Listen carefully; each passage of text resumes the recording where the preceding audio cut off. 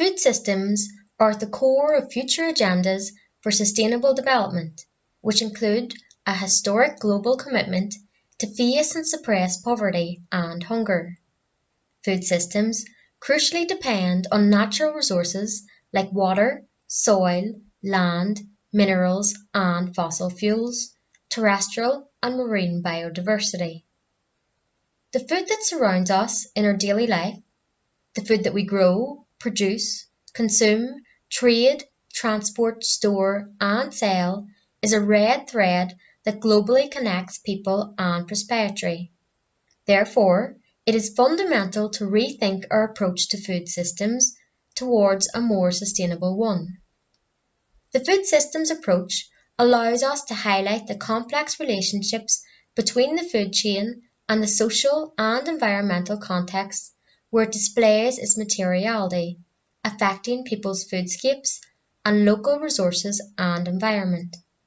In fact, actors in each sector and phase of the food chain work towards the realisation of their own interests, affecting each other's behaviours. Various environmental impacts, such as the loss of biodiversity, soil deterioration, water exhaustion, and greenhouse gas emissions, are majorly and directly driven by the production processes characterising current food systems.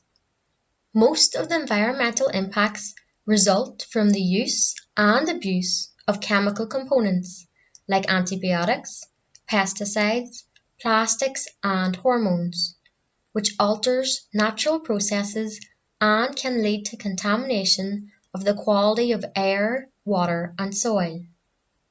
Moreover, modern agriculture, as well as the global food supply, is heavily dependent on fossil fuel-driven inputs like fuel and fertilizers.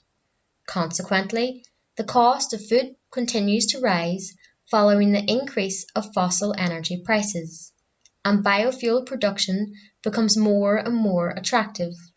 Nonetheless, food packagings containing paper, card, plastics, steel and aluminium also have negative impacts on a variety of natural resources. A number of social, political and environmental developments are having important consequences in relation to the natural resources needed in our food systems. The expected population growth implies a higher demand for food, whose production, in turn, will be affected by climate change. Furthermore, the increase of wealth in a large number of developing countries will probably lead to the adoption of new diets that require richer resources and more intensive food production. The efficiency of the natural resources used within a food system can be ensured either when produced food is consumed with the same amount of resources, or when food production requires fewer resources. The increase of production efficiency, also called decoupling, along with the reduction of food demand and consumption, help realise a resource use effective food system. To guarantee the fulfilment of all United Nations Sustainable Development Goals, it is imperative to sustainably and efficiently manage the natural resources. By increasing the efficiency of all resources used in food system activities, a number of positive outcomes may arise. Firstly, it would help us move towards a more sustainable use of renewable resources, and secondly, it will lower the general environmental impacts. To list some concrete examples of a high resource use, efficiency and sustainability, we can suggest better targeted fertilisation, leading to lower resource use and lower nutrient losses, and higher fuel efficiency along the food chain, leading to lower CO2 emissions. Effective interventions can be initiated and promoted by different actors, such as governments, civil society and companies. Governments have indeed an important task in setting the institutional and regulatory framework, as well as an important role in educating the general public and future consumers. The educational aspect is quite relevant for both food producers and end users. It is necessary to teach the next generation of food consumers the environmental and social meaning of food choices, how to choose raw materials, and how to prepare healthy, tasty, and sustainable food from basic ingredients. Food systems, as much as the use of natural resources, are directly and indirectly influenced by a large set of local, national, and international regulations. If aligned, they might contribute to sustainable food systems. Therefore, their harmonisation should represent an important mission for authorities at various levels of government. Moreover, governments play also a key role in stimulating innovations, promoting new initiatives, initiating collaboration and cooperation within the system. The following examples are just a few of the concrete actions that governments could implement. Removal of those financial aids that stimulate unsustainable steps of the food systems and food-related practices. Creation of adequate legal frameworks to regulate environmental impacts of the food systems and secure property rights. Investments in technology to develop locally sustainable seeds and breeds. Incentives and investment for local or regional sourcing, and therefore more sustainable local supply chains. Attraction of investments in rural infrastructures and small enterprises. Facilitation of collaborations between the various food system actors. Creation of incentives for cities to become breeding places to test ideas on sustainable food systems. Adoption of consumption-oriented policies.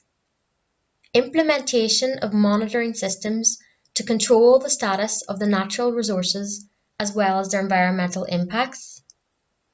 And creation of education programs focusing on the links between consumption patterns and behaviours, natural resources and health. Private actors are important players in food systems, although they are not always given the right incentives, nor the awareness tools to promote more sustainable practices by the current business logic of many food systems. However, many companies are increasingly realizing the potential of a long-term investment in more sustainable supply chains. Private companies could in fact pay farmers and fishermen to help them better manage their natural resources, investing in farms and small agri-food businesses to help them develop more sustainable activities. For example, optimize water and energy use, and improve the efficiency in food storage and processing. As we've just seen, private actors can have a key role in reducing food waste in our modern food systems, as well as helping consumers to make healthy and sustainable food choices, and to easier understand the products they are acquiring. Furthermore, private enterprises could be important agents in connecting smallholder farmers to modern food chains, especially in developing countries, and help them widen their consumers' target as well as entering in the export markets. These actors, such as retailers and food companies, could invest in local supply chains and local products, while assisting farmers and small businesses to increase production in a sustainable way. We talked about the role played out by governments and private actors to improve modern food systems, but actors from civil society can have a key part as well in improving their quality of food and therefore of life. They can in fact stimulate governments and private stakeholders to take action, both raising awareness and initiating constructive dialogues, as well as encourage certain niche players and thus challenge incumbent actors to be more reactive and to promptly act.